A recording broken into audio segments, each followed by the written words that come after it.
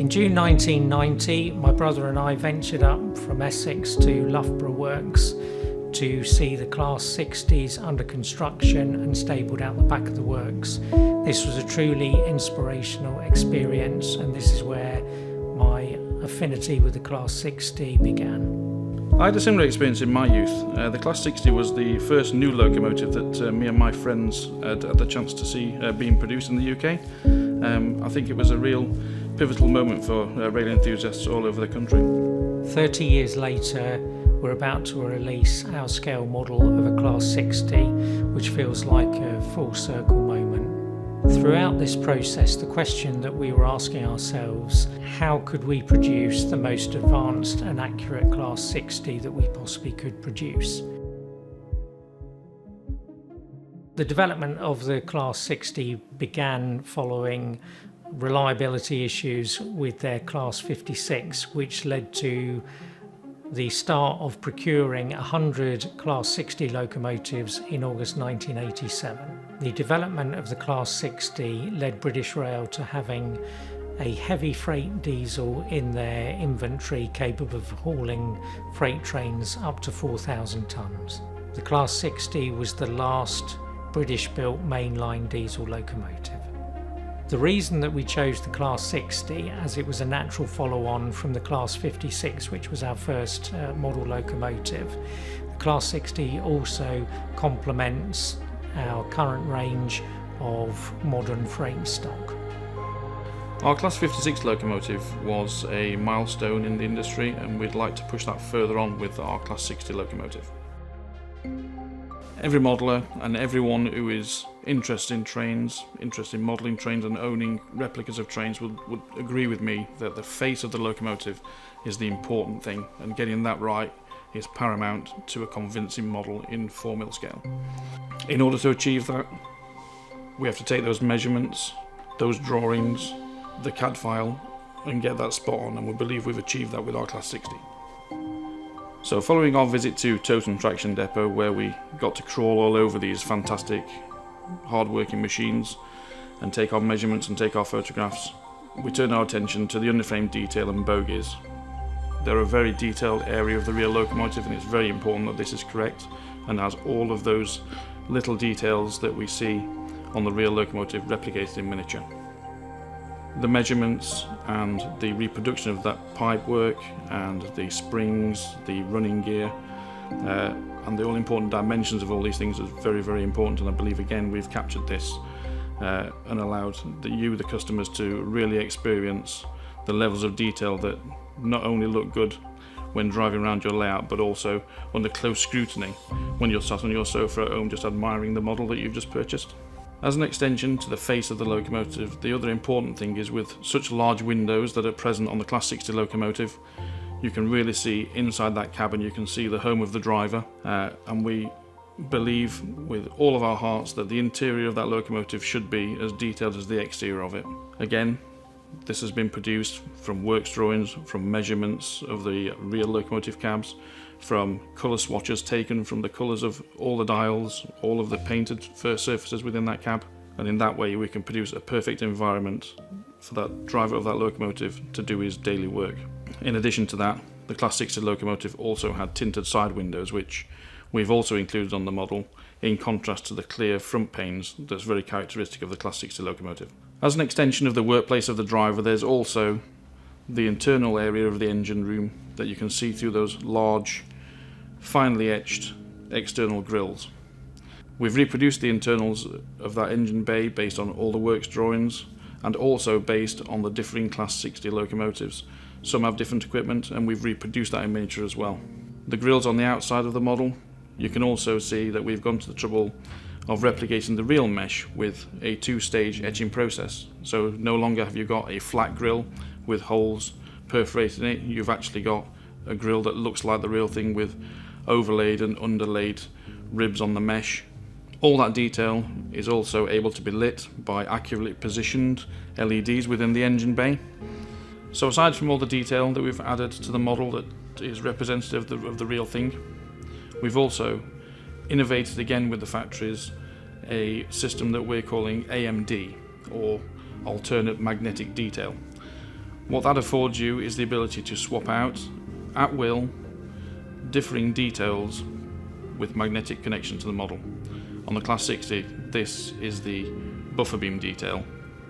So as you receive the model, you'll get the locomotive as it would be as a fully detailed model with full snowplows at each end, fully detailed pipework, ready for display or running on a depot layout. If you then want to couple it to a train, we've allowed you that capability by producing a separate buffer beam that's partially decorated but allows a slot for the coupling mechanism to go through, and this can be swapped out at will within seconds using our innovative magnetic connection system.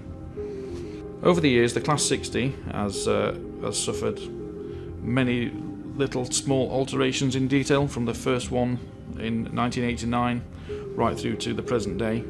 There have been minor changes, and we've captured all those changes in our model. Some of those changes include scavenger vents on the roof. They weren't there originally. Some were added later. Furthermore, were added even later than that. They've all been reproduced based on the number of the locomotive and the era the locomotive has been modelled in. Another thing is the lighting system. The original BMAC lenses with the 3 lenses and the red internal lenses have been replicated as well, including the ribbed lenses that you can see on the model, and also the sealant colour that holds the lenses into the light units. In present day, some of the locomotives owned by DC Rail have been changed to the later LED BMAC system, and now these have been replicated in the model as well. But we no longer have a red lens, we have a dual lens displaying white and red, and that lens itself also has the LED detail moulded into it. So we've modelled all the different radio roof types. So we have the NRN pods, which are the large square pods that you can see on the roof of many of the older Class 60s and some of the present day ones. We've also modelled the GSMR fin that you can see on the later models. This is usually in conjunction with NRN pod removal, but not always. And we've also got the GPS bracket over the horns. This leads us into the horn detail. The original horn detail was an open horn. Later on, they fitted snow shields on the horns. You'll see they look flat-faced, and that's a representation of the mesh that now covers the face of the horns. Another modification that you'll see on our models is the addition of the long-range fuel tanks. This was a modification made by Loadhaul in the late 1990s and is still present on some of the locomotives today. And in conjunction with that, the air tank that was located between the compressors originally has now been relocated into the number 1 end second man side grille. So another feature of the model that's very important is the decoration. And this is very important, and a lot of time and effort has gone into extensive and comprehensive research for each locomotive that we're modelling. So all the decoration is researched for each individual locomotive that we're going to produce. So that's down to all the livery elements, the printing, the painting. We make sure that we have the correct colours, so the locomotive is painted in the correct livery, and all the elements, the printing elements that go with that, we make sure that those are correct to make sure that the model looks just like the real thing. So for us, there are 3 main aspects of the locomotive which are very, very important to us. The first is that it looks like the prototype in scale form. The second thing is it sounds like the real thing. Sound is becoming ever more present in railway modelling as the technology improves. And the third thing is it needs to operate like the real thing. And that is very important for us, is the driver experience, because we want to put our customers in the driving seat so that they feel like they're driving the real thing in miniature as best that can be replicated. Hi, my name is David Cook. I'm an ex-British Rail train driver with over 15 years experience on the Brush Class 60 locomotive.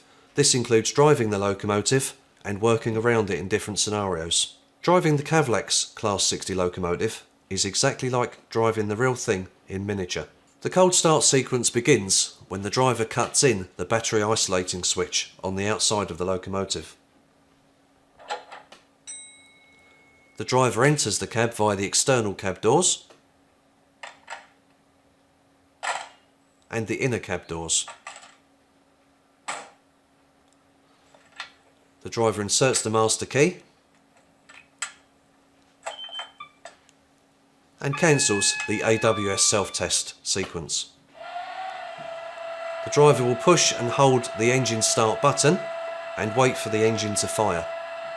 Being a cold start, this can take some time.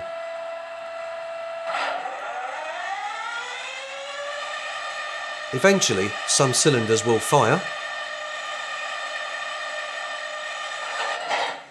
There we go, but not all at the same time. It will take time for the others to catch up. There we go. The locomotive is now running at a warm idle pace. The compressor kicks in to build up the air supply for the brakes and other onboard systems, such as the horns. Now is a good time for the driver to check the onboard consumables supply, such as the oil, and will go into the engine room to do so. Turning on the light and opening the door is a feature of the Cavalex Class 60. With everything in order in the engine room compartment, the driver can now return to the driving cab, making sure to turn the light off before he leaves. Back in the driving cab, it's now time for the driver to test some of the functional controls that will be used through the journey, such as the horns. We have the low tone or the high tone. They both work, but if you weren't sure, you could hold your finger on the button to be doubly sure. Before departure, the driver will need to test and set the external lighting on the locomotive. On the Cavalex Class 60, a full suite of lighting is included, exactly as per the real thing. This includes tail lights, marker lights, hazard lights, and both day and night headlights. There's a stable light function as well for when the locomotive is sitting in a yard and in between duties. The locomotive is now ready for departure to take up its next working. A quick blast of the horn before we move, and it's time to go.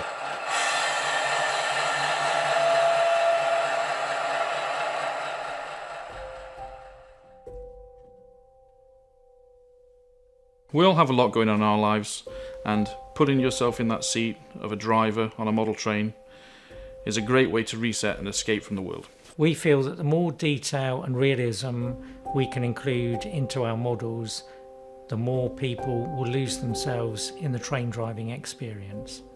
This has been a massive and involving project for us, but it's been a very, very enjoyable journey, and we are immensely proud of what we've achieved with this locomotive. Thinking back to over 30 years ago when I stood on the bank overlooking the rear of Brushworks, seeing the Class 60s parked up, ready to come off the production line. Who would have thought that all these years later we would have a faithfully recreated model rolling off a production line of our own? Our goal was to create the most advanced and accurate Class 60 locomotive to date, and we believe that we've achieved it.